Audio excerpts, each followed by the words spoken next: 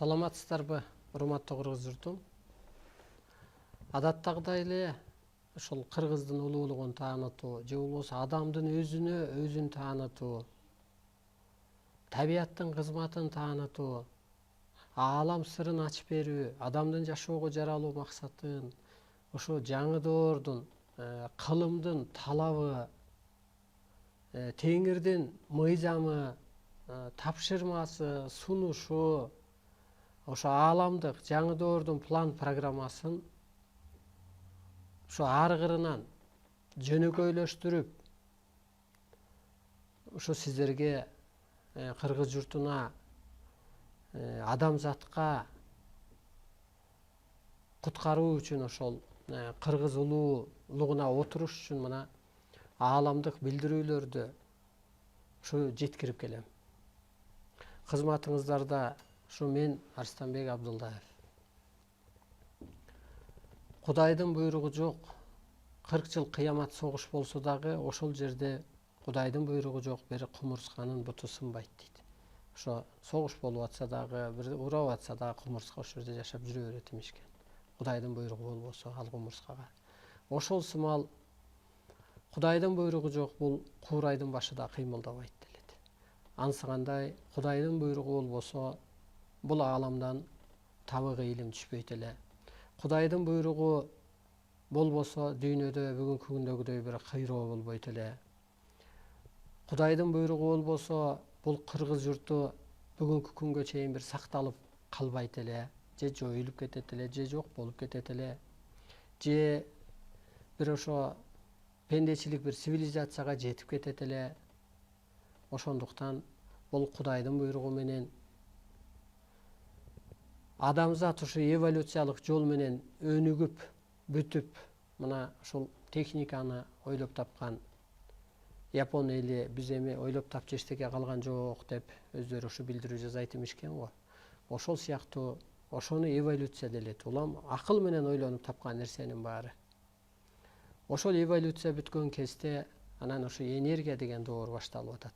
Энергия деген бул ошо касиет, энергия деген бул ааламдык жашоо, ааламдык түшүнүк, ааламдык биз көз караш. Энергия өзү бул Кудай, энергия өзү бул арбай, энергия өзү бул периште. Ошо адам деле ошо көрүнө энергия катары кызмат кылчу деги эле ошондой бир доор башталды. Ошо бүгүнкү темабыз адамдын психологиясы, же ой жоорусу, акылы, эси, түшүнүгү, мындайча айтканда, эмне жөнүндө болуш керек жаңы доордо. Эски психология кандай болгон, жаңы психологиянын айырмачылыгы кандай? Ушул жөнүндө сөз кылмакчыбыз. Кенен кеңири түшүндүрүп бермекчимин. Ошо эфир убагында денеңиздерди өтө бош кармаңыздар. Анткени ошо энергия өтсүн, энергия калыптансын, улуулук сыпатка калыптаныңыздар, оору сурукка айыгат, өсүү болот. Ошондуктан денеңиздерди өтө бошотуп, ушу өткөндө боштондук боюнча да айтып өттүм эле, ушу боштондукта өзү чоң энергия жайгашат. Боштондукта адамдын акыл эси өсөт, өнүгөт. Ошондуктан денеңиздерди бошотуп, өткөндө айтып өттүм эле, мисалга оору сурукка кантип ушул боштондукта айыгат, же эфирде айыгат делгенде, же ушул оору кантип жоюлуп кетет делгенде, нерв кысылганда, кысылууда нерв кысылат. Нерв кысылган жерде кан өтпөйт, аба барбайт, клетка кысылат десек болот. Ошо денеңизди бошоткондо жана айыгып аткандардын себеби денеңизди бошотуңуз. Бул медицинада боштондук деген түшүнүк жок. Айырмасы ошол кыргызчылыктын, же болбосо медицинанын медиктер же болбосо оорукчандар бул боштондукту түшүнмөйүнчө ооруну айыктыра албайт деп түшүнсөңүздөр да болот.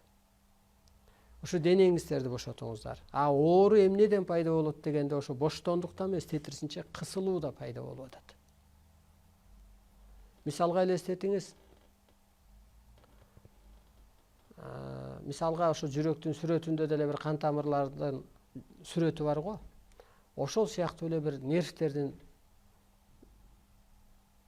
кан тамыр сыяктуу бир нервтердин системасы, тамырлары бар деп элестетиңиз. Эгер ошол кысылып алса эле, мына мисалы кан алганда деле бул жерди кысып алса, бияктан кан чыкпай калгандай, ошо кысылуудан организмге нары нур же аба же кан өтпөй калып атат. Мына аба дем алганда деле могу жүзүңүздөргө бырыш түшүп кеткениңиз, карарып кеткениңиз деле ошол кысылуудан болуп калып атат. Ошондуктан денеңиздерди бошотуңуз. Эмнеге карарып кетти дегенде ошол нур, аба жетпей калды же кан толук айланбай калды. Ошо өткөн эфирде айтып өттүм эле, өспүрүмдөрдүн эмнеге жүзү ак, нурданып турат, болуп турат, бырыш жок. Себеби өздөрүн бошкармайт, чуркайт, ойнойт, каткырат, бакырат, кыйкырат дегендей. Адам жаш өткөн сайын кысылып алат. Кыйкырык деле жок, бакырык деле жок, ыр деле жок, дух деле жок, сый деле жок. Ошо кысылгандан анан карылык пайда келет. Мына азыр жашаруунун жолдору ааламдан берилет. Адам жашарса болобу? Болот. Ошонун бир кыры эң биринчи эле боштондук. Денеңиздерди бошкармаңыздар. Көзүңүздөрдү жумуп, ошо насильно бошотуп, жанагы насильно отжимание жасап, денени чыңдагандай эле тетирсинче насильно бошотуңуз. Оң колуңузга оюңуз менен барып бошпу деп, анан сол колуңузду бошпу деп, жамбашка ийне саярды эле бошот дегендей эле ошо бошотуңуз. Болгон клеткаңызды, мээңизди, жамбашыңызды, табарсыңызды, деги эле болгон жериңизди бошотуңуз. Бош отуруңуздар. Ошо кезде анан энергия жүрөт, жакшы калыптанат, оору сурку айыгат. Мына урматтуу журтум, психология жөнүндө сөз кылмакчыбыз. Ошо психология деген түшүнүк бул адамдын акыл эси, амалы, баягы аялдын амалы 40 эшикке жүк дегендей. Мына бүгүнкү күндө психология кандай болуп атат, пендечилик жашоодо дегенде, мына эс тартат. Эс тарткандан ары эле анан мен тил үйрөнүшүм керек деген болот. Жакшы мектепте окушум керек, жакшы институтта окушум керек. Андан эле анан ушу жакшы аял алышым керек, же жакшы эрге тийишим керек. Бүгүнкү психология жашоо. Анан балалуу болушум керек. Анан бактылуу болушум керек. Анан малдуу болушум керек, анан үйлүү болушум керек, анан машинелүү болушум керек. Анан болсо дагы болуш керек. 2 үй болуш керек, 2 машина болуш керек, 2 эсе акча көбүрөөк болуш керек. Анан чоң эне болуш керек, анан таята болуш керек, анан бактылуу бай-байчу болуп калыш керек, анан өлүп калыш керек деген эле бүгүнкү психологияда ошол. Башка бала тарбиялаш керек, болду, башка эч ой жок. Ошо менен ар жагын билбей атасыз, эмнеге эрге тийгениңизди, эмнеге аял алганыңызды, эмнеге төрөлгөнүңдү, эмнеге өлөрүңдү, өлгөндөн кийин жаның кайда барат, бул дүйнөгө эмнеге жаралдың деген дагы өзүдөн адам өзү суроо жок, изденүү деле жок. Жаңы психологияда, мына ошентип эски психологиясы ошо экен. Мейли болсун, эр деле болсун, аял деле болсун, үй деле болсун, жашоо деле жакшы эле болсун, мейли жамандык аз болсун, жакшылыгы көп болсун, ошо мейли балаңыз деле көп болсун, сиз каалагандай болсун. Акырында эмне болуп атат? Өлүм болуп атат, карылык болуп атат, оору болуп атат, кайгы болуп атат. Мына жаңы үй алсаң, эртең эскирип калып атат, кызыгы жок. Жаңы машина алсаң, жакшы модасы чыгып кетип атат, ада эскирип калып атат жыл өткөндө. Жаңы кийим алсаң, ада эле эскирип калып атат. Күйгө тийсең, анын деле кызыкчылыгы кетип калып атат. Аял алсаң, мунун деле кызыкчылыгы кетип калып атат. Ушундай эле бир мындай эски психология жашоо болгон. Мейли дүйнөнү көрүп кел, мейли Турцияга барып эс алып кел, мейли Анталияга барып эс алып кел, мейли Кытайга барып эс алып кел. Мейли депутат бол. Акыры кайра эле баягы эле жашоо болуп атат, пендечилик. Баары болуптур, сиз каалагандай болду. Жаңы доордо психология такыр башкача болуш керек. Эмнеге делгенде, мына бүгүнкү күндө жаңы доордун психологиясы ушул. Мына бул дүйнөгө жаралдыңыз. Мына ушул доорго жаралдыңыз. Мурун 45-жылдагы согуш убагында жаралсаңыз, анда каалайсың каалабайсың согушка алып кеткен. Жок, бул жаңы доордо жаралып калганыңызга сиз аябай сүйүнүңүз. Себеби бул жаңы доордо согуш болбойт. Мамлекет аралык, баягы улуттар аралык дегендей мылтык көтөрүп согушка кетүү болбойт. Демек өлүм болбойт, мындай насилие болбойт. Жаңы доордо биринчи жаралып калганга, ушул улуу сөздү укканга, ушул улуу илимдин кыргыз журтуна, адамзатка түшкөнүнө биринчи ошого ыраазы болуш керек. Бүгүнкү күндө психология эмне болуш керек дегенде. Анан экинчи, эски доордо эптеп эле байкуш пендемин, жардымын, анан жесирмин, анан жетиммин, анан мени колдогон деле эч ким жок деген эле түшүнүк болсо, жаңы доордо ал түшүнүктөн чыгыш керек. Ар бир адам мейли пендечилик жашоодо жесир бол, пендечилик жашоодо жетим бол, пендечилик жашоодо жакыр бол, бирок ааламдык түшүнүккө өтүп туруп бүгүн ошону уккан күндөн баштап сиз башка түшүнүккө өтүшүңүз керек. Мен жалгыз эмесмин деп түшүнүңүз керек. Мен жетим эмесмин деп, мен жесир эмесмин деп, мен пенде эмесмин, мен кул эмесмин деп, мен бир ааламдык күчмүн деп жашашыңыз керек. Жаңы психологияда мен улуумун деп жашашыңыз керек. Мен жаратуучумун деп жашашыңыз керек. Бул доордо сен кимсиң дегенде, мен бул жашоонун үнүмүн деп жашаш керек. Мен бул жашоонун жомогумун деп, мен жашоонун боёгумун деп жашаш керек. Мына мен жашоону боёп атпаймынбы? Мен куткаруучумун деп, мен ааламдык күчмүн деп, мен бир көрүнөлө энергиямын деп, мен Кудай тараптан буйрулуп келген адамзатты куткаруучумун деп жашаш керек бүгүнкү күндө. Далилин кана десеңиздер, мына көрүнбөгөн энергиядан эле энеңиз уйку тартып, энергия менен эле сизди толтуруп курсагына байлаптыр. Анан көрүнө энергия кылып жаратып коюптур. Сиз кантип улуусуз дегенде, жаныңыз улуу дүйнөдөн келбедиби? Өлгөндө улуу дүйнөгө кетет да, бул дүйнөгө кызматка келди да, ошо улуу күчтөрдөй эле касиетиң бар да. Мына мен мисалга улуу күчтөрдөй эле энергия өткөзүп атпаймынбы? Улуу күчтөрдөй эле улуулукка өстүрүп атпаймынбы? Ошо арбайлар айтчу сөздү, Кудай айтчу сөздү улуулукка үндөп атам. Өзүмдү улуу кыргызмын деп санап атам. Мен эки дүйнөнүн ээсимин деп өзүмдү санап атам. Сиз да санаңыз. Эскиче психологиячы санабаңыз азыр. Эмнеге улуу эки дүйнөнүн ээсисиң дегенде, жаның улуу дүйнөдөн келген да, улуу дүйнөгө кетет да, улуу дүйнөдөн бул дүйнөгө кызматка келген да. Улуу дүйнө ааламда, аалам эмнеден түзүлгөн дегенде, жерде жашап өткөн эле адамдардын рухунан, арбайынан түзүлүп атпайбы? Жанынан. Воздух, дух, арбакпы? Арбак. Жерде жашап өткөн эле адамдын руху да, мындайча айтканда. Ошондон түзүлгөн. Демек сен эки дүйнөнүн ээсисиң. Бул дүйнөгө жөн эле кызматка келгенсиң. Караңыз. Мына сиз улуусуз, сиз пенде эмессиз.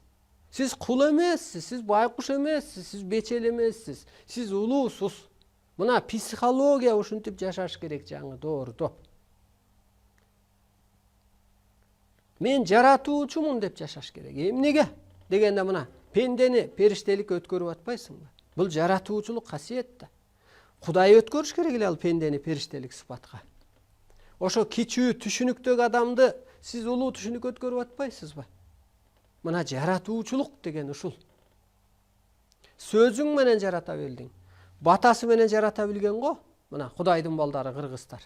Назары менен жарата билген. Ошо бата алып анан көктөгөн, жана бата менен эл көгөрөт, эр көгөрөт, жамгыр менен жер көгөрөт дегенде эле бекер болбой атат го. Дал эле мына жамгырдан жер көгөрүп атпайбы? Ошо сыяктуу эле жамгырда бир суу энергия да, батада дагы ошондой шаманчылык. Мына жаратуучусуз сиз. Мен түбөлүктүүмүн деп жашашыңыз керек. Түбөлүктүүлүк деген эмне деген сөз? Мына жаңы доордо жан келди. Тело экөө жуурулушса, жандай эле, ошо арбайдай эле телоңуз күчтүү болуп калган атат.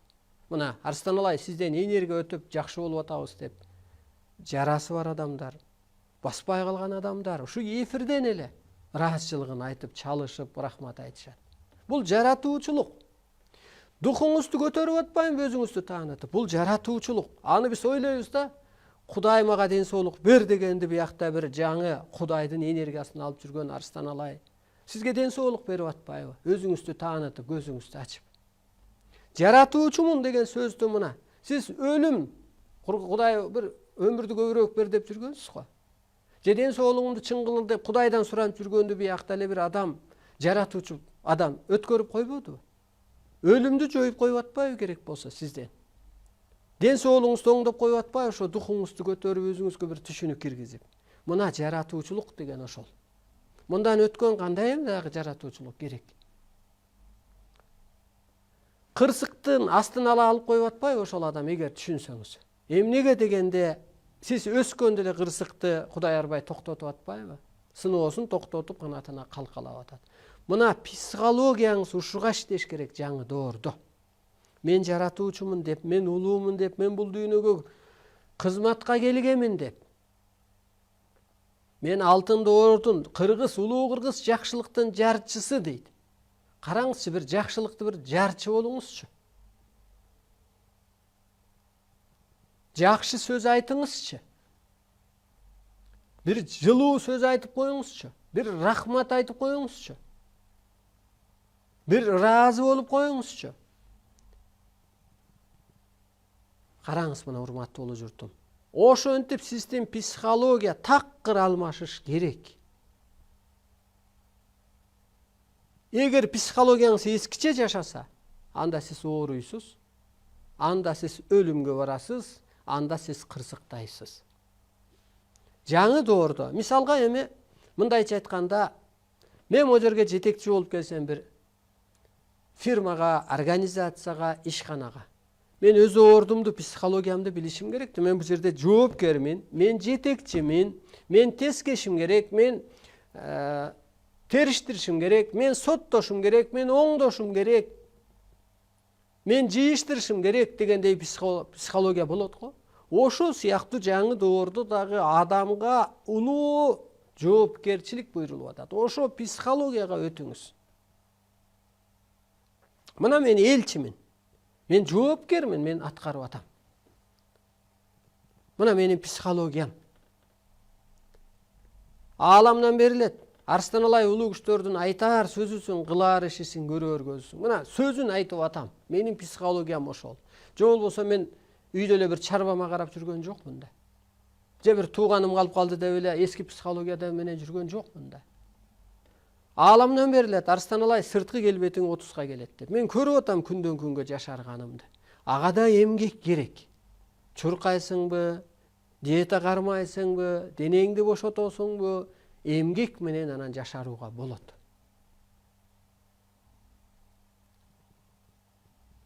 Урматтуу улуу журтум, сиздер жоопкерсиздер. Бул дүйнөгө эмнеге келдиңиз дегенде, бул дүйнөгө сиз кызматка келдиңиз. Ааламды кызматын адам билбесе, аткарбаса кырсык Кудайдан ачыктан эскертүүсү. Ааламдан биз бул дүйнөгө кызматка келгенбиз. Бул алтын доордо адамзатты куткарууга. Өзүң өлүм сыноосун тапсаң, анан бирөөнү өлбөстүккө үйрөтөсүң да. Өзүң сен боштондукка чыксаң, анан билсең, анан бирөөлөрдү боштондукка чыгарасың да. Мына ошентип психологияңыздарды алмаштырыңыздар. Сенин чөйрөңдөгү жаман жакшынын баары эле өзүңдүн психологияңдын жыйынтыгы. Сен үйдө аксынып, үйдө таксынып, үйдө бир улуусынып отурсаң, анан үйдө ошондой заман болот да. Үй бүлөңдө деле. Сен эскиче эле башыңды жерге салып отурсаң, кулмун деп эле жүрсөң, кулга кулдай түшүнүк. Кулдай рызкы, кулдай түйшүк берилет да. Улуу кыргыз кул эмес да. Мына. Анан эмнеге бул доордо адам ошол жаңы психология менен жашаш керек делгенде, анатомияңыз ошо психологияңызга жараша иштеп берген атат. Сиз улуулукка өткөн кезде пендечиликтен чыгып кетип атасыз. Мына, мен улуумун, кой, менин сыпатыман көрүнсүн, жүзүмөн көрүнсүн, ниет, пейилимен көрүнсүн ушул улуулугум деп аракет кыласыз. Улуу кыргыз жаман сөздү оозанбайт, жакшы аттарды угузуп узатып коет, антпесе куту качат. Жаман сөздү оозанбайм, кутум качат деп ошо психологияга калыптанып атасыз. Улуу кыргыз адамзатты боштондукка чыгарууга жоопкер. Мен колуман келген адамды боштондукка чыгарайын деп жоопкер болуп атасыз. Улуу кыргыз жалган айтпайт. Эгер жалган айтса жакырчылык башталат. Кокуй, менин үйүмдө жакыр болбосун, жашоом жакыр болбосун деп жалгандан алыс барып атасыз. Кайра эле Арбайга карасаң, Арбай жалган айтпайт да. Демек, периште жалган айтпайт да. Демек, ошол сыпатты ошолго калыптанып атасың. Кудай жалган айтпайт да. Демек, ошого өзүң калыптанып атасың. Караңыз, психология такыр башкага иштеш керек. Мен жоопкермин бул жашоодо. Жан жараткандын аманат нуру. Таан дагы жараткандын, Теңирдин аманат нуру. Таанды, жанды сен сакта, оорутпа. Сенин энергияңды эмне жеп атат? Ошол психологиядан чык. Мисалы мына, психологияңа мен ашык тамак жесем зыян экен деп мээңе кой ошону. Жаз. Мен жаман сөздү оозансам, кутум качат экен, психологияңа жаз. Ошентип жаңы психологияда ошо периштедей сыпатка, Арбайдай сыпатка мен ошо анатомия, астрологиянын ролун аткарып атат деп ошону мээге жазыш керек. Ошо психология менен жазаш керек. Мисалга, боор оорубаш үчүн эмне кылыш керек делгенде, жанагы кыргызда мынтип коет. Таң көрү бооруду байкушка деп коет. Таң көрү боорум тартып атат, боору тартып атпайбы деп коет. Боорум эсилгиче күлдүм деп коет. Анысы кандай, ошол жөн айтылган жок. Боор кан эле тазалап бербестен анын дагы чоң кызматы жаңы доордогу ошо органдын кызматы могу эки дүйнөгө жан киргиз боё дейт. Демек, психологияң менен, оюң менен, түшүнүгүңдө дагы ушинтип жаша. Бул пенде эмес да. Бул периштели адам да байкуш. Бул улуу дүйнөдөн келген да. Ошо өзүн тааныбай майда түйүшкө түшүп албадыбы бул? Ошон үчүн кырсыктап атпайбы? Ошого мен мээрим төгөйүнчү. Бул пенде дебей, муну периште дейинчи деп. Могу жашоону тозоктон чыгып бир бейиштейинчи деп. Жеренени кара жер дебей, бул кайып дейинчи, бул кайыптан жаралган деп. Боё! Мына, сенин психологияң ошого иштесе, анатомияң ошону аткарып берет.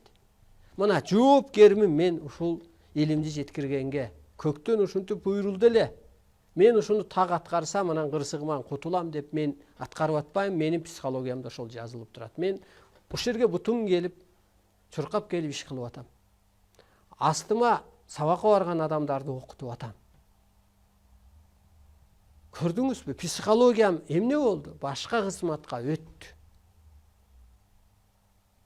Мурунку психология эмне болгон? Табиятка деле мээрим төгү жок, адамга деле мээрим төгү жок. Эптеп эле болгон аң сезимиң күн көрөйүнчү, кара курсакты тойгузайынчы. Ааламдан так берилет. Эптеп жанбагайынчы депчи. Ааламдан так берилет. Бир жанын ит деле багат депчи. Биз ит эмеспиз го. Биз ааламдан буйрулуп келген көктүн жердеги көчүрмөсүбүз. Адам кудайбыз, мындайча айтканда, жаратуучубуз. Аялдын жан дүйнөсү жаман жакка өнүксө, жегич, ириткич зат болуп атпайбы? Чөйрөнү иритип атпайбызбы? Коомду иритип атпайбызбы? Мамлекетти иритип атпайбызбы? Адамзатты иритип атпайбызбы жаман жакка өнүксө? Жакшы жакка өнүксө, өнүктүргүч, көрктөндүргүч. Караңызчы. Адамдан эмгекчил, эсепти урапты, кысапты туура чыгарган, акыл эстүү бир жан жок эгер өзүн тааныса. Ошондуктан урматтуу улуу журтум, психологияңарды такыр бургула башкага. Улуулукка, жоопкерчиликке. Сиз улуу түшүнүккө ээ болсоңуз, пендечиликтен канчалык чыксаңыз, кырсыктан оорудан дагы ошончолук чыгасыз. Ким ооруйт, же ким динге кирет, же ким майда түйүшкө чөт десеңиз, психологиясы начар адамдар, ар жагын изилденбегендер, чындыгын көрбөгөн адамдар ооруйт. Чөйрөсү тарлар, үйүндө уруш согуш болгондор ооруйт. Ошо кээ бир адам өзү эле рак болбостон үй бүлөсүндө рак кылып салат. Эмнеге дегенде кысыла берсе, кыжаалат боло берсе, боштондук дегенди түшүнбөй эле кыса берсе ооруп калат да. Ошондуктан ал жан дүйнөнүн тарлыгы, же болбосо ошо психологиясынын пасттыгы, амалынын, акылынын, сезиминин, түшүнүгүнүн пасттыгынан болуп атат.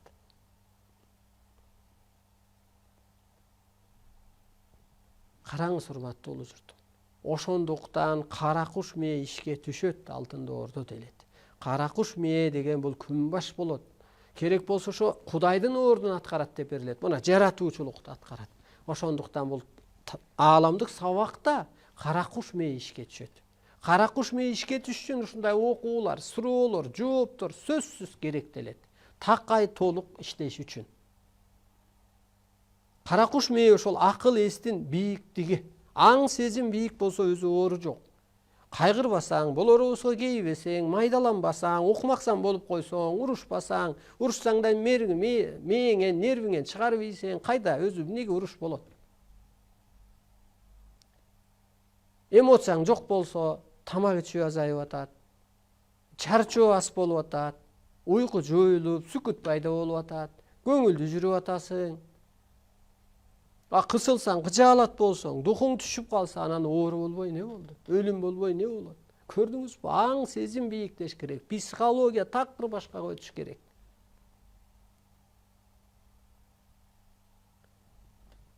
Ооба баарыбыздын башыбызда бала бар. Бирок балаң сен айткандай эле болуп аткан жок. Сен каалагандай эле болуп аткан жок.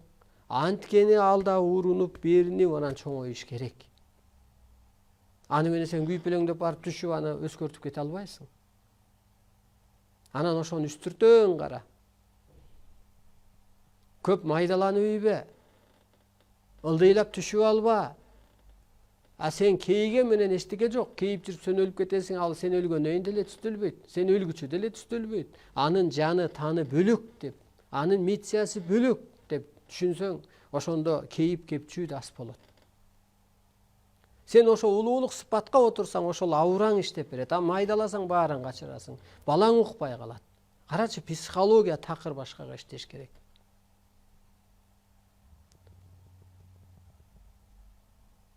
Дини өскөндөр, сиздер ак жолду таптыңыздар, маселе жок, бир этапты өттүңүздөр, бир эволюцияны бастыңыздар. Сиз эми духовный өсүңүздөр. Духуңуздар канчалык күчтүү болсо, ошол жашоо оңой, жеңил болот. Сиздер духуңарды түшүрүп алдыңар да, силер рамкага түшкөндө боштондук жок, кысылуу, кыжаалатчылык. Боштондукта жүргөн адам, мындай өзүн бош сезген, кенен ойлонгон, ошо адам кенен ойлонот. Ойлонуп көрсөм, ушу дини өскөн адамдан бир ырчы деле жок, обон чыгарган, бир окмуштуу деле жок. Көрдүңүзбү, адам чектеп алганда аң сезим дагы паска түшүп калат. Дүйнөдө керек болсо мындай. Айтыңыздарчы, мындай окмуштуулар бар. Ушу динде жүргөн, баланча жыл динде жүргөндөн 20 жылдан кийин ошол бир паляс ачылган, момдай нерсени ойлоп тапкан деп. Анткени кысылууда изденүү жок болуп калат, чектелүү болуп калат. Жаңы доорго бул төп келбей атат. Тетирсинче боштондукка эмес, рамкага салып коюп атат. Рамканын рамкасына алып барып коюп атат. Анан ушу убакыт жоюлду. Азыр убакыт өзү убакытка карабаш керек. Убакыт жоюлгандыгына карап адам боштондукка чыгыш керек. Намазым калды деген убакыт болуп атпайбы? Каза болуп калды деген убакыт болуп калып атпайбы, мындайча айтканда? Ишим калып калды деген убакыт болуп калып атпайбы? Убакытка байланбаш керек. Учурчак менен жашоо. Ошондо кыргыз учурчак менен жашаган. Балам алып кел тиги тамагыңды деген. Ата эртеңки кетсин, эртеңен Кудай буйруганын көрөбүз деп ушу бүгүнкү менен жашаган. Өлбөгөн адам алтын аяктан суу ичкен, эртеси күнү Кудай ошол ниетине, пейлине жараша бир кереметти ырыскыны берген, ошо адамга жолуктурган, айткан дегендей. Убакыт өзү өлүмгө алып барып коет. Убакытты адам өзү жоюш керек, такыр жоюш керек, убакытка чектелбеш керек. Мисалга, бирөөлөр туулган күн өткөргөндө айтат го, өткөргүм деле келбейт, карып аратам дейт го. Анысы кандай эле ошо туулган күн өзү белгилөө деле туура эмес деп берилет ааламдан. Эмнеге делгенде жөн эле убакытка чарпылып атат. Сен жаның асманда, кайра жерде, такай эле сен тирүүсүң. Убакытка чарпылуу, куру кыял, бөөдө эле бир чыгымга ээ болуп. Бирөөлөрдү эсип коюу. Эсип коюп атасың да конокко чакырып алып, убактысын алып, пендечиликке баштап атасың. Чыгарчы, наоборот, ошол чыгарчы. Тоюңду деле кое турчу биринчи, той болор. Жан дүйнөңдө бейпилдик болсо анан жашоо бейишке айланып атпайбы? Жан дүйнөңдү бейпилдик өткөргөнгө ошо психология, акылың, амалың ошого иштесин. Ошо психологияңды, мындан ары амалыңды өзөгүңдү өстүрүү үчүн иштет биринчи. Алтын доорду жарыялоо үчүн иштет. Анан ошол улуулукка калыптанганга амалыңды, акылыңды, энергияңды, пулуңду, убактыңды өзөгүңдү өстүрчү, жан дүйнөңдү өстүрчү. Изилденип жүрчү.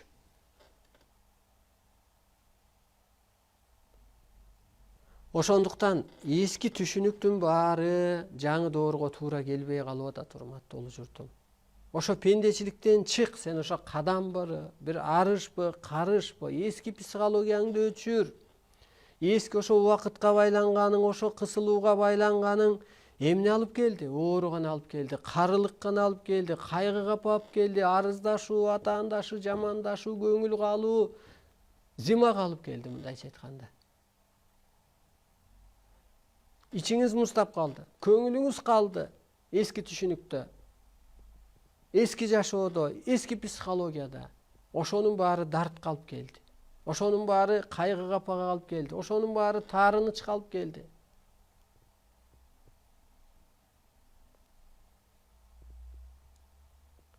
Ушу психологияны аябай өзгөртүш керек. Ошондо бул эмне деген сөз дегенде мына ушу мантра берилет. Мантрада мынтип берилет, мисалга. Мен жашоонун духумун, мен жашоонун боёгумун. Мен эч нерсеге муктаж эмесмин. Мен астымда эч кандай сыр жок. Мен улуу рахат менен жашайм. Көрдүңүзбү? Сиз улуу рахат менен жашаңыз. Ушу денеңизди бошоткондо ошо улуу рахат деп коет ошону. Мындай көз көрдө рахат, ал утурумдук, ал сиздин денени уулантып салат. Мен эч нерсеге муктаж эмесмин. Сен чын эле эч нерсеге муктаж эмессиң. Сен ошо мукташтыкты өзүң таап алгансың. Улам арлай берип эле майдага түшүп алып. Мени аалам жер айланып жашайт деген. Карасаңыз, сиз бир чоң көзгө көрүнбөгөн энергияга айлансаңыз, аалам жер сизге карап айланып жашайт. Мына адамзат азыр ушул улуу илимге муктажбы? Көрдүңүзбү? Адамзат сизге карап айланып атат. Сиз бийик, бакылдап, духуңуз бийик болгондо арбайлар барып сизди, аалам сизге карап айланып атат. Баягы бала жакша чыкса деле ата эне кошо чуркагандай, жардам бергендей, коштоп колдоп тургандай эле Кудай арбай деле сен ошол улуулук өтсөң, коштоп колдоп туруп атат. Аалам жер сизге карап айланып атат. Мына адамзаттын жан дүйнөсү жакшакка өнүксө, өнүктүргүч, көрктөндүргүч дегендей, көрүнө жашоо сизге карап айланып атат. Ушул мантра сөз. Бул кайра эле ошол сиздин миссияңыз. Мантра это миссия. Потом новый цивилизация деп түшүнсөк болот. Мантраны айтканда бул миссияңыз экен деп. Анан бир жаңы адам, жаңы психология пайда болот экен деп. Мына мен жашоонун духумун. Мен духум менен сүйлөбөсөм, сизде ишенич болот беле? Сиз духуңуз менен бирөөнү соттобосоңуз оңолот беле? Сиз духуңуз менен бирөөнү тескебесеңиз, сын айткан кезде адамдын ичи, жан дүйнөсү сырдалат делет. Сынды да туура кабыл ал, чечмеле. Сый көрө берсең эч жакшылык көрбөйсүң, көңүлүң өчүп калат бир күнү. Сыйдан көрө сынды көп ук делет.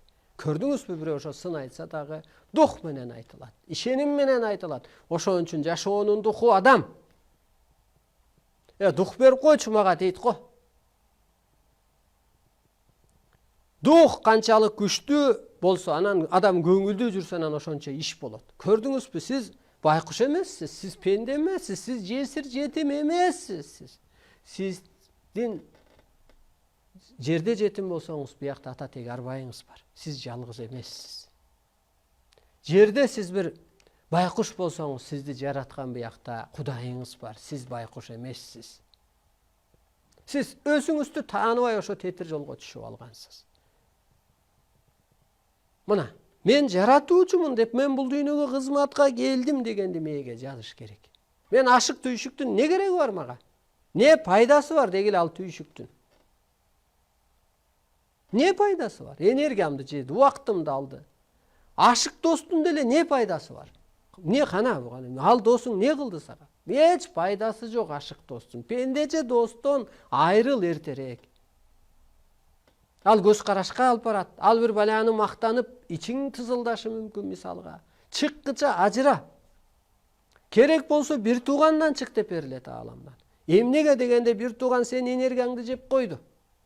Барсаң түшүнбөйт, арыздашат, атаандашат, эсептешет, мазгаңды чагат, артка тартат. Жардам берсең да түшүнбөйт, жакшы болсун десең да түшүнбөйт. Анда сенде бир тууган ким болот дегенде, мына ааламдык бир туугандар. Мына мени менен бараткан багытташтар, өсүп аткандар. Анан чын элеби десең, ааламда баары эле бир тууган да. Бир тууганың деле бир тууган аякта, жалпы адам деле бир тууган да. Коштоп колдогондор сенин бир тууганың. Өскөн адам сени коштоп колдойт. Мына рахмат деп кээ бири жазып атпайбы, ыраазыбыз деп. Менин бир тууганым аны айтпайт. Жердеги пендечи бир тууган. Ошондон чык. Эски психологияңан чык. Анын да миссиясы бөлөк, анын да жашоого жаралуу максаты бөлөк, анын жаны таны бөлөк. Сен өскө артка тарткандын баарын кыр. Анан калчысы калат, келчиси келет, түшүнгөнү түшүнөт. Өсүп алгыча, өсүң тоого чыгып алгыча көрүнгөнү сүйрөбөй кое турчу. Өсүң тоого чыгып алсаң, жолду билип алсаң, анан бирден тартып аласыңбы, чакырып аласыңбы, кыйкырасыңбы, арканы ыргытасыңбы, чакырып алабыз. Ааламдык түшүнүккө өтүп аткан кезде ошо эски психологиядан чык. Акча пайдалануу дагы өтө азгырык, өтө татаал иш. Анткени сени пендечиликке байлап коет, арыздашууга, атаандашууга. Ошондуктан бир кыргызга кут түштү десек болот. Кыргызга бир чоң энергия келди десек болот. Кыргыз бир өзүн таануучу мезгил келди. Кыргыз бир дүйнөнү бийлечү убакыт келди. Бүгүн бечел, кул, кылмышкер, жетимсиреген, аталган кыргыз эртең дүйнөгө башчы болуп атпайбы, ааламдан так берилип. Кыргыз ушу жерге түшүп алып, кор болуп жашаптыр да. Себеби ааламдагы эле бүркүт тап келип тоо кепеге алып койсоң, кор болот да. Даже өлүп калат эртерээкчи. Ошо сыяктуу ааламдагы эле бир аалам дүйнөнүн ээси кыргызды бул жерге алып келип анан эле пенделер мен жашагандай жаша деп эле, анан пенделер келип эле мен сыйын кандай сыйын дей берип атса эле, анан болгон укугунан ажырап, өсүн унутуп, таштап бир бала болуп калып атпайбы? Акырында жерге батпай өлүп, анан кутулуп кетип атат. Жерге батпай арак ичип атат. Жерге батпай арбалага барып атат. Ошондуктан бул кыргыздын жолун беришибиз керек. Жол ошо жаңы психология. Кыргыз өзү жаратуучу. Кыргыз өзү мындайча айтканда адам Кудайга айланат деп коет да. Анысы кандай ошол Кудай сыяктуу жаратуучу касиеттин ээси. Жердик жашоого жашай албайт кыргыз. Техникага, байлыкка байланып тура албайт. Турса бир аз турат, айнып кетет. Тойдо отура албаган кишиге окшош. Пендечилик жашоого батпайт. Ошондуктан улуу журтту жолун таап бербесек болбойт. Бул ошол жаңы психологиясы, улуу түшүнүгү, керемет касиети, ишенген ошо арбайы салты, караңгы дүйнөсү, көз карашы. Ошондуктан психологияны такыр өзгөртүш керек. Бул жаңы доордо. Кайра эле мындай салыштырып көрүңүз. Ошо сиз кечке башыңды оорутуп тапкан акчанын аягы не болду? Буйруган жок. Ай, бул азыркы доордо акча топто деп аткан жок. Ааламдык түшүнүккө өт деп атат. Кел бизге келсең, илим бар, жатчу жай бар. Өсүп алчы. Ошо энергияңды жетчү, психологияңды бузчу жерден качып кел, энергия топтоочу жерге кел деп берилет ааламдан керек болсо. Үйдө эгер кайгы капа болсо, өйдө ылдый сөз болсо, келчи бир калыптангыча. Бир жума жок дегенде өз энергияга, боштондукка чык, өзүңдү тааны, сабак ал, калыптан, анан барсаң моюн бербей калып атпайсыңбы?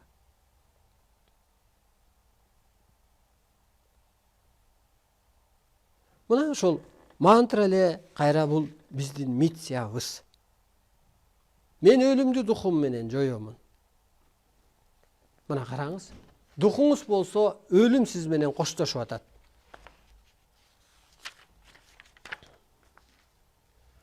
Мен жашоонун жаратуучусумун, математикасымын жаңы доордо. Сиз кимсиз дегенде, мен жашоонун үнүмүн деп жашаңыз. Мен жашоонун духумун, мен жакшылыктын жарчысымын, мен куткаруучумун. Мен ааламдык бир күчмүн деп жашаңыз. Ошону жөн эле айтып койбой ошо кызматты аткарыңыз. Адамды Кудай бекер жаратпады да. Баланы деле жакшылык күтөсүң го. Өсүңдөй болушун каалайсың го. Кудай деле бизди ошол жакшылык күтүп, өсүндөй болушун каалаган. Өсүндөй түшүнүккө түшүн. Анткени бул акыркы доор, бул акыркы заман. Алтын доор бул акыркы заман.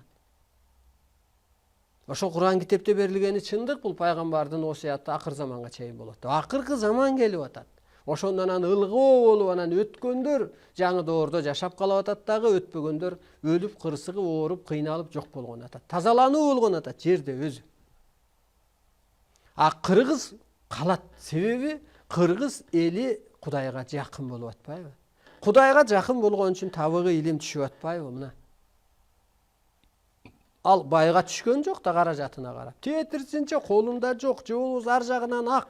Карапайым адамга аялбы, жынысына каралган жок да бул жерде. Жашына караган жок, ак карасына караган жок.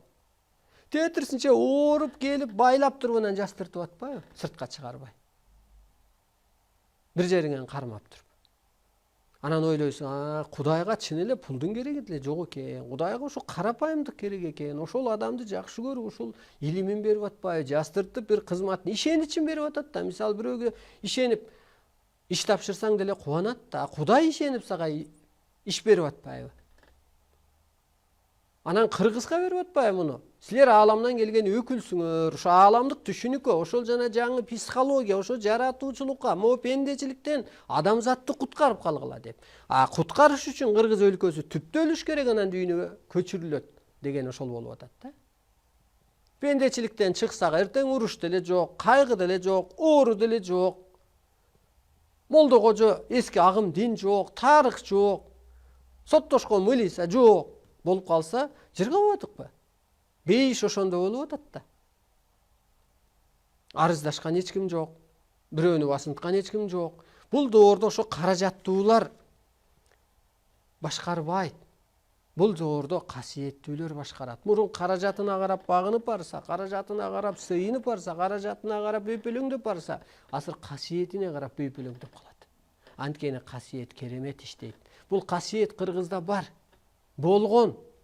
Ошон үчүн жана улуу адамга барып бата алганы, улуу адамдын айтканын аткарганы, ошо улуу адамдын айтканын аткарып койсо, улуу адамдын көңүлү жылып койсо, ошонун иши оңолгону. Касиетине караган доор болот бул. Сен каражатына карап алып күйүп атасың. Каражатына карап эки жүздүү болуп атасың. Анткени алар эки жүздүү да.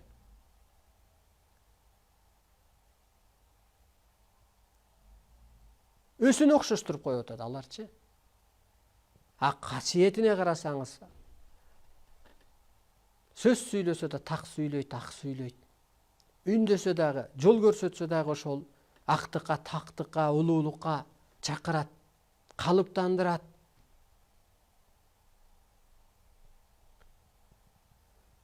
Мына урматтуу журтум, ошентип психологиябызды алмаштырышыбыз керек. Эгер ошо психологиябыз улуулукка эле калыптанса, оору деле, пендечилик деле, түйшүк деле жок болот. Өлүм деле. Мен ишенем 100% адам өлбөсүнө. Адамдын организми, биз темирде катуу десек, темирден да катуу. Эгер ушу туура урунсак, туура ойлонсок, туура тамактансак, кыспасак, кыжаалат болбосок, ашык тебелеп тепсебейбесек, ашык түйүшүккө түшүп албасак. Москвичке деле 30 киши отуруп албайт да, өзүнүн көтөрүмү 5 киши, мисалга. Аны барып сүзсөң бир жери мыйрыйат, адам дагы мыйрыйбайт экен. Адам клеткасы да өлбөйт экен, кайра ар жактан жаңырып, жашарып, жаралып, жашай берет экен. Ошону болбой өлтүрөт экенбиз да бизчи. Кысылып алып, кыжаалат болуп алып, ошол эстеп алып, ичи тарып алып, бышып алып, мустап алып, жүрөгү, ичи, көкүрөгү, клеткасы мына ошентип анан акыры аргасыз түгөтөт экенбиз. Болбосо ошо өз жайына койсоң, бул жөн эле ошол жанагы миңдеп жыл адам жашаптыр деген бул чындык эле экен. Анан ал жомоктошот го, мүнөктүн суусун ичип. Мүнөктүн суусун эмне кылмак эле? Эртең чыгып кетпейби ал? Ошол ар бир секундта керек болсо улуулукта калыптануу, улууну ойлоо, улууну жаратуу, улуулук сыпатта болуу. Улуу түшүнүк өтсөң эле майдага кейибей калып атасың да. Улууга улуустукан, улуу түшүнүк, улуу дасторкон, улуу орун дагыдай эле ошо биз дагы улуулукка калыптансак, улуттарды ошол улуулукка өткөргөн атабыз. Ошо бир 10-12 мүнөт убактыбыз калыптыр, ушу суроолорго жооп койгола. Кийинки сабакта да уласак болот, бул психология боюнча урматтуу журтум. Ошо психология деген эле аң сезим. Анан эле ошол түшүнүк. Ошо жашоодо мындай жашаш керекпи же мындай жашаш керекпи деген эле. Ошо психологияны өзгөртсөк эле баардык нерседен чыгып кеткен атабыз, кутулган атабыз. 5 убакыт намаздын канчалык ден соолукка пайдасы бар? 5 убакыт намаздын ден соолукка пайдасынан зыяны көп. Бул чындык. Себептерин айтсам, убакытка чектелип атасыз. Ал өткөн чак, ал эволюция. Андан өттүңүз, ошону жакшы билиңиз. Экинчиден, даарат алып атасыз. Табарсыңызга оору болуп атат. Табарсыктын тегереги жан жер деп коет. Жан жер деген бул жан өзү нерв. Жан деген бул энергия. Ошо жерге суук тийгенде болгон телога өзү суук тиет. 5 убакыт намаз менен сиз чектелип атасыз.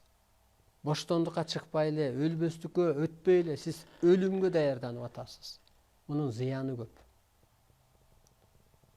Андан көрө ушул 15 мүнөт гимнастика ойноп коюңуз эртең менен. Жөнөкөй эле колуңуздан минтип баштаганда мынантип муунду жүргүзүп эле ошо мойнуңуздан, башыңыздан буттун учуңузга чейин. Кечке көңүлдүү да жүрөсүз, курсагыңыз да тартылат, майыңыз да кетет, денеңиз да жибийт. Ар бир организмге өзү барат. 5 убакыт намазды деле эми ошол кандайдыр физзарядка катары берген, мындай эле бул ааламдан берилген, бирок ошол учурга.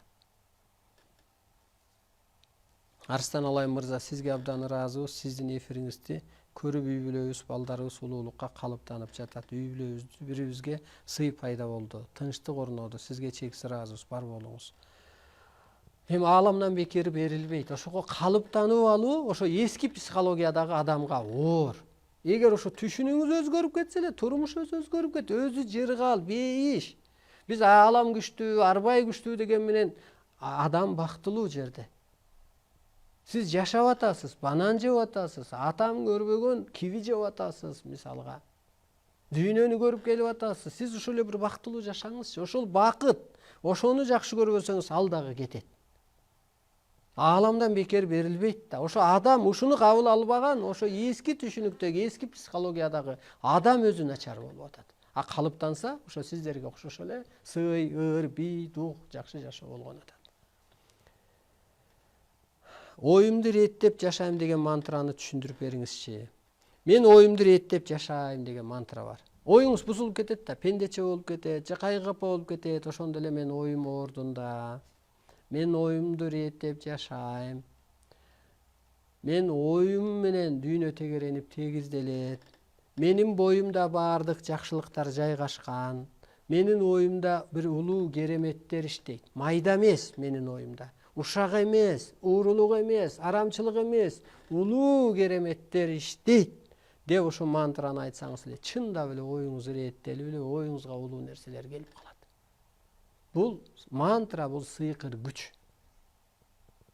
Ошо өткөндө мына азыр бир 20 мүнөт калганда жазып келип берип атпайбы WhatsAppка түшкөндөрдө. Андан кийин ошо бирөөлөр суроо кылган экен дейт. Ошону да кичине толуктой өтсөм болот. Баарыбызга эле тиешелүү. Мен айткам, ушул жаңы доордо энергияны кабыл албаса, тело ошо энергияны кабыл албаса, адам ичине бир жан кирет. Ал жан, ошо жан ичке батпай калганда жинге айланат, нерв оорулар көбөйөт, жин оорулар көбөйөт деген. Анан ушу бир диндеги адам окшойт. Ошо мен сизди жарым сөзүңүзгө кошулуп, жарым сөзүңүзгө кошулбай жүрдүм эле. Ушу жин ооруп эжебиздейби? Ошонткенден кийин мен сизге ишендим. Кандай кылсам болот деп суроо кылган экен. Кийин кыздар айтты. Мындай болот. Буну рак катары эле кабыл алсаңыз болот. Себеби ичиңизге энергия кирди. Бир чоң жан кирди, көзгө көрүнбөгөн. Ал улуулукту калыптандырып атат. Улуулукту сурап атат. Ал сиз эски психология менен жүргөндө ичиңиздеги жан кыйналып атат. Аны молдого алып барган бизге 30 жылдап ооруп келген адамдар айыгып кетет. Бир 3 сабакта эле. Энергиянын күчү менен, түшүнүктүн күчү менен эле. 30 жылдап түнү күнү молдогожо ташып айтып берсе бооруң ооруйт. Больницалап, псих больницага байлагандар. Ичтеги жан бул. Ошо иштеги жан, мисалы улуу адамды алып келип эле майдага кошуп койсоң отура албайт да. Мен курдуулар жок бекен дейт да. Ошо сыяктуу эле ошо иштеги жан, ошо энергия менен эле калыптанса эле өз ордуна келет. Ал тиетирсинче ошол жан, ошо жинди болуп аткан адам өтө пайдасы тиет. Анткени ошо иштеги жаны телосуна бириккенде ал адамдан айтымчылык чыгышы мүмкүн. Ал адамдан табыпчылык чыгышы мүмкүн. Ал адамдан бир чоң энергия өтүшү мүмкүн. Же болбосо илгери айтып калчу, паланчанын кызы ооруптур, анан больницада жакшы болуптур, анан бир алып барса эле көзүн ачып койсо анан тамырга коңуп калыптыр, анан тагдыр айтып калыптыр. Көрдүңүзбү? Ошо ичиктеги жан больницадан да жакшы болбой атат, молжогододон дагы эскичиликтен, анткени эскиге такап атат алар. А денеси ошо ооруп жатып, анан денеси ошогондо эле калыптанганда эле ошо касиети ачылып калып атат. Ошол сыяктуу сиз оюңузду иреттеңиз. Ой жаман. Ой туура болбосо ооздон жаман сөз чыгып кетет. Ой жаман болсо ошол арамчылык, тозок, кыйноо, ошол ой ирээттелген кезде анан унчукпастык пайда болот. Ой ирээттелген кезде ошол ойуна жараша сөз болуп атпайбы? Ошол ойду эмне бузат? Эмки эфирде кеп кылсак болот, уккан сөз бузат, көргөн могу жылтыр бузат. Ошондуктан ошо жылтырдан ошол жаман сөз уктуңбу? Бир мээңен чыгарып сал, бир 5-10 мүнөттө. Кичине ойлонуп туруп эле. Оюңду ирээттеп кой. Кайра эле өз оюңду. Мисалы бизге деле удар болуп турат. Эфирдин астында деле удар болуп турат. А мен ага калып калсам мен кантип биякта сүйлөй элем? Аны мээмен чыгарып коем, оюмду иреттеп, мантрамды айтып, ишимди баштай берем. Бая мындайча айтканда келме. Бисмилла рахман рахим, Алланын аты менен баштайын дегендей эле сөз. Бирок анын энергиясы ошол замат иштейт. Менин духумду эч ким түшүрө албайт десең духуң көтөрүлөт. Менин духум эч кимге багынбайт десең духуң көтөрүлөт. Ошол замат иштеп берет бул. Сыйкыр сөз. Мисалга жаачылар кантип жамгыр жаадырган дегенде алардын да мантрасы болгон. Сиз канча жыл жашайм деп ойлойсуз? Ааламдан берилет ушул. Эң кыска жаш 500 жыл болот. 2000 жылга чейин адам жашай берет депчи. Анан мисалы сиз эгер 100 жыл жакшына жашап алсаңыз, ар жагы жөнөкөй эле. Демек жашай берсеңиз болот экен да. Анан менин митсем бүткүчө жашайм деп ойлойм. Адамзат улуулукка калыптангыча. Анан ааламдан да берилет. Арстан алай ушул аткарып алам милдетин аруулап элди жаратат. Берилген узун өмүрдө көп ийгиликти жаратат депчи. Атайын эле ааламдан арналып элге ал келген деп. Көрдүңүзбү? Ошондо көп жерден тактайт. Арстанлай түбөлүктүү от, арстанлай түбөлүктүү адамзатка казына дейт. Баягы казынадан бирдеме ала бергендей. Демек түбөлүктүү болгондон кийин көп жыл жашоом бар. Демек мен өлбөйм, себеби мен Кудайга керекмин, Дарбайга керекмин, адамзатты үйдүлөтүшүм керек да. Ким өлөт дегенде ошол тетир жолдогулар. Эскичиликке түшүп алгандар тазалайт да, баягы операция менен бир жараны алгандай. Ошентип мен ушундай түшүнүктөмүн. Керек болсо сиз өскөндө да сиз түшкөн самолет деле, сиз түшкөн машина деле жарылып авария болбойт. Анткени сизди коштоп, колдоп турат. Бул чындык. Ошондуктан мен Кудайга керекмин. Мен мына жашоомду көрөм, ошо коштоп колдогонун. Мен керек экенмин дейм. Ден соолумдун оң болгонун, бир ойлоп тапканымды, ошол эле баягы ой өзү теңир деп берилет. Ой өзү улуу күч, ой өзү тирүү периште. Жана ой жөнүндө болгондо. Ой өзү теңир. Жакшы бир ой келсе деле ошо Кудайдан келди деп ойлонсоңуз болот, мындайча айтканда. Ошондуктан мен көп жашайм. Митсем бүткүчү.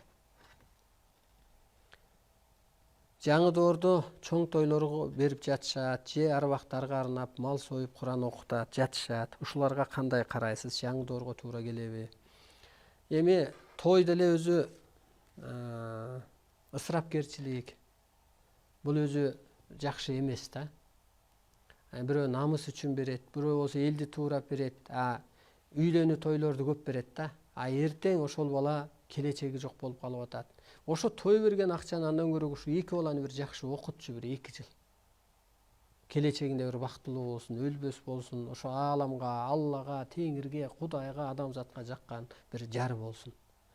Той берген папараты эртең жан дүйнөнүн жардылыгынан майда болуп, ажырам болуп кетсе, Кудайдан буйрулган Куда менен жамандашып калып атасың. Ошондуктан мен той эмес көчөдө свадьба баратса, ошол бүгүнкү үйлөнгөнү эмес, эртеңки күнүн жакшы жашаса экен деп оюман ойлойм. Ошондуктан келечегине карап, ошол түшүнүгү бийик адам жакшы жашай алат. Түшүнүгү бийик адам баарын жеңе алат. Ошо жаңы психологиядагы адам. Анан Куран окуткан бул туура.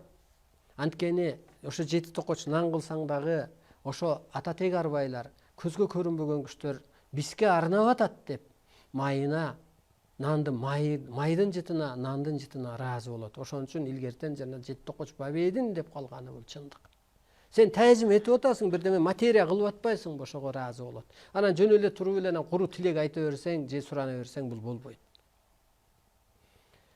Менин кызым караңгыдан корком дейт, эмне кылсам болот? Улуу түшүнүккө өткөрсөңүз эч нерседен коркпош керек. Кырсыктан дагы, арбайдан дагы, Кудайдан дагы, кыйынчылыктан дагы. Себеби ошо менен да өсүү болот.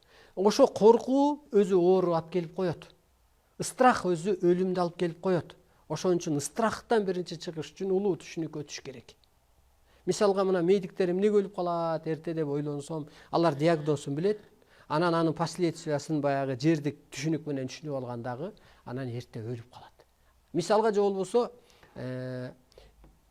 юрист билсе эгер соттолоорун билсе преступлениядан алыс болот. Билбеген адам ар нерсеге барып бир чоң иштерди бүтүрүп койгондой эле, ошол страх, ошол бир чочуп алуу астына бул өлүмдү алып келип коет. Урматтуу улуу журтум, берилген суроолор аягына чыкпай калды. Бизге берилген убакыт байыды. Менин ошо бүгүнкү темам ошо жаңы психология менен жашаңыздар. Эски мен жардымын, мен жетиммин, жесирмин, мен байкушмун дегенден чыгыңыздар. Сиз жалгыз эмессиз, жесир эмессиз, жетим эмессиз, ааламдык бир күчсүз. Сиз көрүнбөгөн энергиядан жаралган көрүнө энергиясыз. Мына мен деле канча жыл мурун ошо эски психологияда болгом. Азыр менин психологиям, түшүнүгүм такыр башка. Салыштырып көрсөм, ошо акылды сунуп жүргөн ошо күндөрүмөн, ошо сөздөрүмөн, ошол кыял жоругунан бүгүн бирөөдөн эмес, керек болсо өз абийириммен өзүм уялам. Ошондуктан сиздер улуусуздар, сиздер жаратуучусуздар, сиздер түбөлүктүүсүздөр, сиздер адамзатка башчысыздар, сиздер улуусуздар, сиздер кереметтүү касиеттүүсүздөр, сиздер адамзатка жол башчысыздар. Силер багыт берүүчүсүздөр, сиздер көктөн буйрулуп келген адамсыздар, сиздер кыргызсыздар. Ошондуктан урматтаныңыздар, сыймыктаныңыздар. Ошо ааламдан берилет. Мындай касиетти мен башка улутка, же болбосо баардык эле пендеге бере бербейм, сыймыктануу менен тез аткар дейт. Аткарыш үчүн ошого калыптаныңыздар. Касиет деген эле ушу улуулукка калыптансаң эле касиет өзү жайгашат. Касиет мазарда эмес, касиет талаада эмес, касиет бир көз ачыкта эмес, касиет ошо өзүңүздүн эле калыптанууңузда. Касиетиңиздер, энергияңыздар калыптансын. Көкүрөгүңүздөрдө эски түшүнүүңүздөр, эски муз, эски тоңдор, эски тозоктор кетсин. Жан дүйнөңүздөр бейпил болсо, анан жашооң бейишке айланат дейт. Жан дүйнөнүн тынчтыгы бул жашоонун бейиши дейт. Жан дүйнөнүн бейпил болушу үчүн түшүнүүңүз бийиктесе эле жашоо өзү бейиш. Мейли эшикте ол болуп атат, баягыдай эле жашоо, бирок сиздин түшүнүүңүз бийиктеп алганда, ал сизге майда эле көрүнүп калат. Эшикке чыгай, эмне болуп атасыңар? Муну мындай чечкиле деп эле коесуз. Ошончо аң сезимиңиз укмуш өсөт, өтө акылдуу болуп каласыз мындайча айтканда. Ошондуктан тагдырыңыз өз эле колуңузда. Кудай сизге коштоп колдоп эле мөөр басып берип атат деп түшүнсөк болот. Ар жуманын 2-4 күнү бул эфир болот. YouTube'да Арстан Алай Кут деп көрсөңүз эфирлер сакталуу. Facebook'ta барыбыз. Бул теңирчилик деген доор. Ошол теңир этапка, ааламдык этапка өтүп аткан мезгил. Ошол теңирчиликке техника элчилик кылат дейт. Эмки эфирде кечки саат 8-де 2-4 күнү жолукканча жаныңыздар ак, таныңыздар сак, өзүңүздөр саламатта, духуңуздар бийик, ишеничиңиздер чексиз, аң сезимиңиздер өтө жогору өнүксүн. Көрүшкөнчө тынч туруңуздар.